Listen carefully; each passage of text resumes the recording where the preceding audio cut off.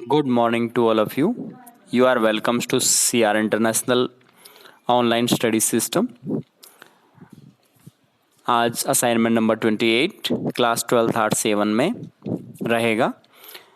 Subject political science English medium. Date 25 मई 20।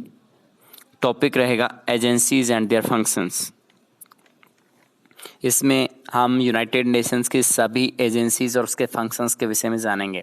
सबसे पहले एजेंसी का नाम इकोनॉमिक एंड सोशल काउंसिल। इसका काम क्या होता है? Looks into the economic and the social welfare of the member countries. जो भी सदस्य राष्ट्र होते हैं उनके आर्थिक और सामाजिक कल्याण के लिए उनके कार्य करती है, समाज कल्याण के कार्य करती है। इंटरनेशनल कोर्ट ऑफ जस्टिस, ये अंतर्राष्ट्रीय न्यायालय का क्या काम होता है?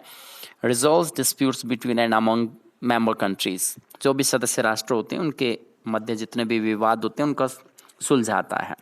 इंटरनेशनल एटॉमिक एनर्जी एजेंसी, ये तीसरी एजेंसी है। इस एजेंसी का काम safety and peaceful use of nuclear technology, परमाणु ऊर्जा या नाभिकीय ऊर्जा का कि सुरक्षात्मक और शांतिपूर्ण ढंग से उपयोग की तरफ ध्यान देती है। इसको शॉर्ट रूप में IAEA भी कहा जाता है। भारत इस एजेंसी के जरिए हमारे देश को ऊर्जा प्राप्त होती है। सिक्योरिटी काउंसिल, ये चौथी इसकी एजेंसी है। इसका काम होता है reservation of the international peace and security, कि सुरक्षा और शांति के लिए अंतर्राष्ट्रीय स्तर पर कुछ राष्ट्रों को विशेष हक दिया गया है, जिसमें वीटो प्राप्त शक्तियां भी हैं। उसमें 5 वीटो शक्ति प्राप्त देश हैं और 10 गैर वीटो प्राप्त देश बदलते रहते हैं। यानी कुल मिलाकर सिक्योरिटी काउंसिल में 15 कैंडिडेट्स होते हैं। तो ये बहुत ही अहम इसकी एजेंसी है और सभी लगभग महत्वपूर्ण डिसीजन जो हैं वो इसके द्वारा लिए जाते हैं। इसके बाद 5वीं एजेंसी का नाम है United nation high commission for refugees. ये शरणार्थियों के लिए एक उच्चायोग बनाया गया है और ये काम करता है provide shelter and the medical help during emergencies. आपातकाल के दौरान यह शरण प्रदान करता है और चिकित्सा सुविधा की मदद देता है। वर्ल्ड ट्रेड ऑर्गेनाइजेशन, इसको WTO भी कहा जाता है। इसमें facilitates free trade among member countries. इसमें सदस्य राष्ट्रों के बीच स्वतंत्र व्यापार को बढ़ावा दिया जाता है। इसके बाद नेक्स्ट है 7वीं जो एजेंसी है इंटरनेशनल मॉनेटरी फंड्स। इसको शॉर्ट रूप में IMF कहा जाता है, हिंदी में इसको अंतर्राष्ट्रीय मुद्रा कोष कहा जाता है। और WTO को हिंदी में विश्व व्यापार संघ कहा जाता है।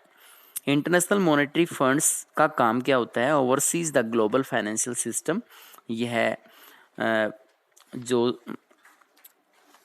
स्वतंत्र विकासशील राष्ट्र होते हैं अंतर्राष्ट्रीय स्तर पर वित्तीय मदद के लिए इसका गठन किया गया है, जैसे विकासशील राष्ट्रों को हेल्प करता है। जनरल असेंबली, सामान्य महासभा इसे कहा जाता है। महासभा debate and discusses global issues. अंतर्राष्ट्रीय स्तर के जितने भी मुद्दे हैं उन पर डिस्कस होती है और उस पर बहस भी चर्चा भी कराते हैं। वर्ल्ड हेल्थ ऑर्गेनाइजेशन, विश्व स्वास्थ्य संगठन, इसका क्या काम होता है? Providing good health for all. ये सभी देशों के लोगों के लिए अच्छे स्वास्थ्य सुविधाएं प्रदान करने की कोशिश करते हैं। किसी महामारी के फैलने के दौरान इसका बहुत ही ज़्यादा अहम इसकी भूमिका बढ़ जाती है। जैसे कि अब कोरोना वायरस जो कोविड-19 की समस्या से सारा विश्व जूझ रहा है, तो उसमें WHO का रोल बहुत बढ़ जाता है। जैसे वो वैक्सीन वगैरह खोजने के लिए सभी देशों को प्रोत्साहन देना उसका महत्वपूर्ण काम है। जब भी वैक्सीन मिलती है तो सारे विश्व में जहाँ जहाँ के लोग उससे प्रभावित होते हैं उस महामारी से, तो वहाँ उसको भिजवाता है। सेक्रेटरीट, ये सचिवालय। Administration and coordination of the UN affairs, ये संयुक्त राष्ट्र संघ के जितने भी मामले होते हैं उनमें प्रशासन और आपस में समन्वय से संबंधित जो भी काम होते हैं वह इस एजेंसी का काम है। धन्यवाद।